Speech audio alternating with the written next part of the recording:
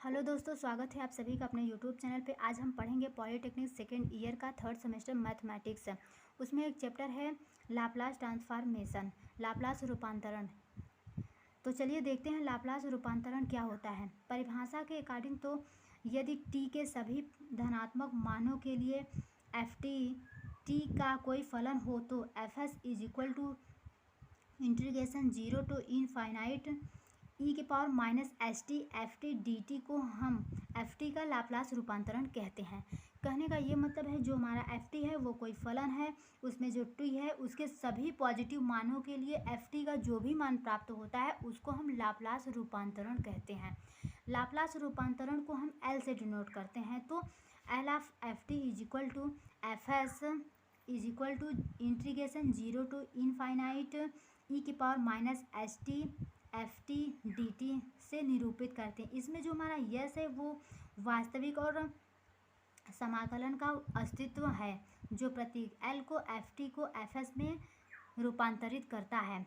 Laplace रूपांतरण संकारक कहते हैं उसको। चलिए देखते हैं इसके कुछ इम्पॉर्टेंट फार्मूले हैं। जैसे हमको वन का लाप्लास निकालना है तो उसको हम लिखेंगे एल ऑफ वन।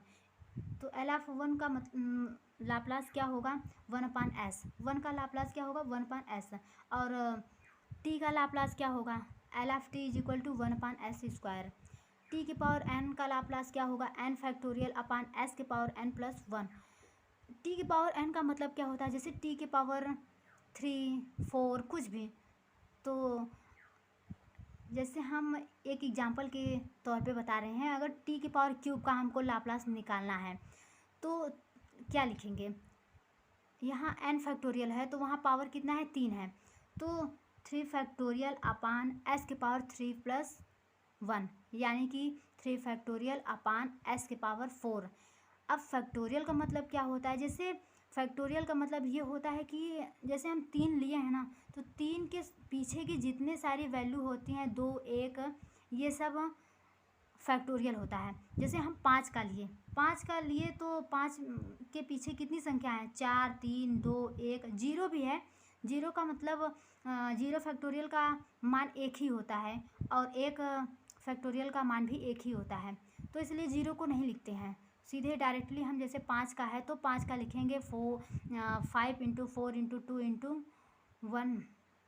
तो ऐसे ही जैसे टी क्यूब का हमको लाप्लास निकालना है, टी की पावर 3 का लाप्लास निकालना है तो उसमें लिखेंगे 3 फैक्टोरियल अपान एस के पावर 3+1। तो कितना हो जाएगा 3 फैक्टोरियल अपान एस के पावर 4 होगा।